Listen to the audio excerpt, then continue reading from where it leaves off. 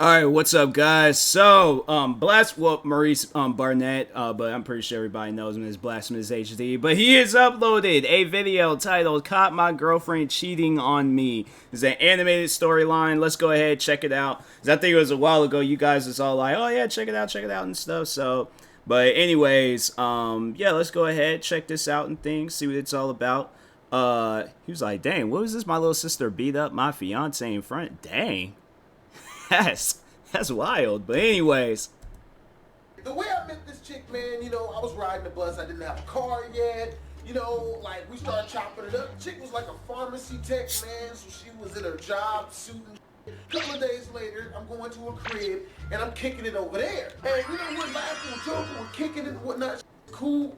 We're talking about our interests and whatnot. And she lets me know right then. She's like, look, I don't want a relationship. I'm not looking for a boyfriend. I don't want anything serious. I just want to kick it and have some fun.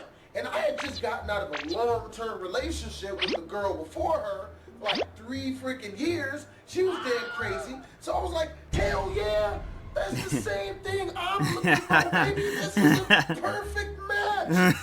Man, oh my God. You ever run into a girl who makes it a point to let you know that she's not looking for a relationship and she doesn't want anything serious? She's lying. That's the exact opposite of what this usually wants. She's basically telling you, I'm going to be the clingiest female you've ever dated in your entire life. This is how bad and how clingy this chick turned out to be. Just to give you an example of what a girl who says that when you guys are first kicking it tends to be like. First time we was having sex, this chick, like in the middle of the chick is gonna have the nerve to be like, cause look up at me and be like, I love you. Excuse me? So I just smooth that like I didn't hear that shit, man. So once shit was over, she gonna have to come to me and be like, hey, so did you hear what I said? And I was like, oh, no, I was preoccupied with the ass.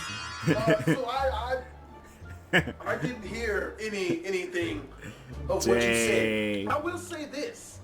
She was clingy, but I ain't gonna lie. Like chick was cute and she gave me money, man. So, I fell for the okie doke. I was stupid. I didn't see the signs. No matter how many of them was staring me directly in my freaking face, that she was freaking crazy. This was me up. So fast forward like 6 months into us dating. We were at her crib and we were kicking it, just laying down together or whatever. And she looks at me, she's like, baby, I'm pregnant.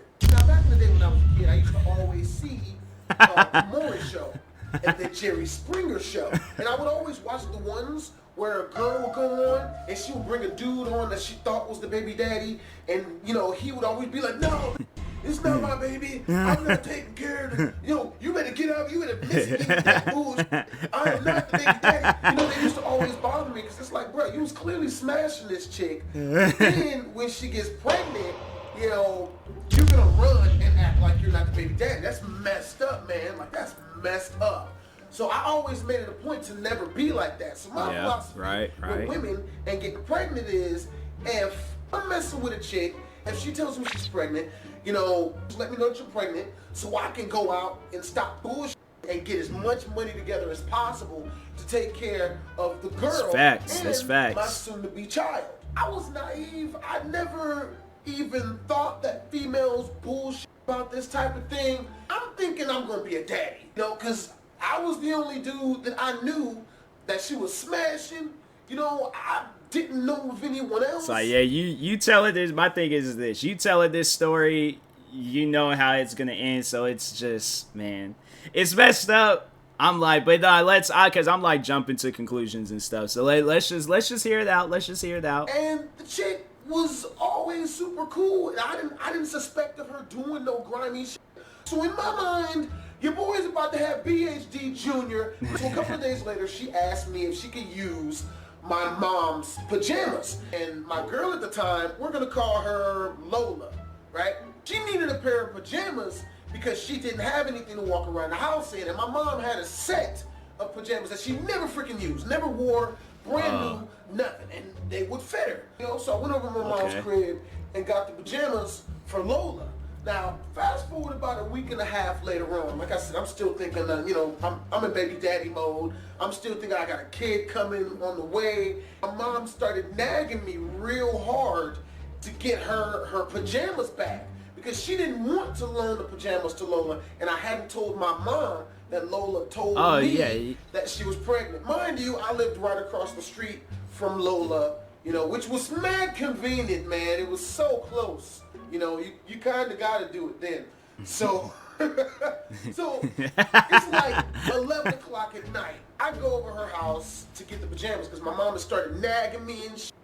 So I walk over to Lola's crib, and I noticed on the walk over there, I don't know why, but it's like real dark outside, which is pretty normal, but I'm getting this feeling, this weird mystical, just unorthodox, empty type feeling.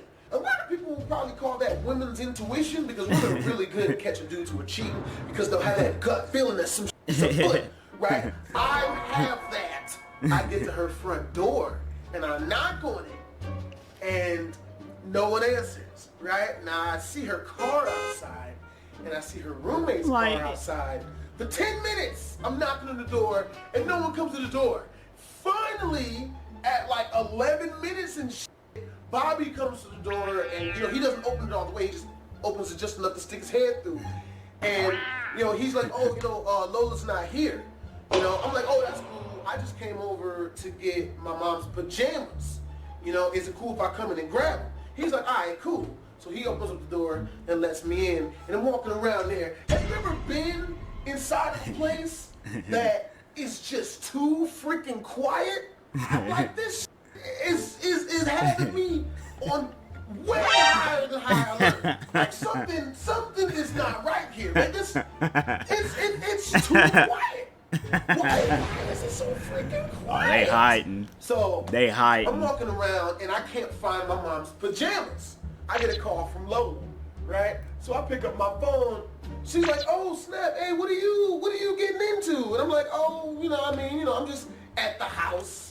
You know, trying to be ambiguous with the answer, making it seem like I'm at my house, like I could be at any house, you know, and she responds, she's like, you're at my house. So I'm like, yeah, I'm at your house. I'm over here to pick up my mom's pajamas. She's like, yeah, they're in the dryer. I washed them for her. I'm like, all right, cool.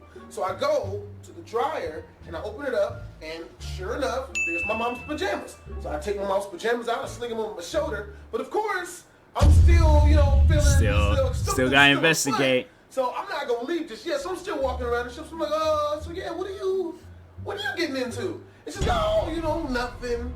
You know, I'm out with some friends, blah blah blah. You know. So right as she says this, I go to her room door. I start twisting the doorknob super duper slowly. Yeah.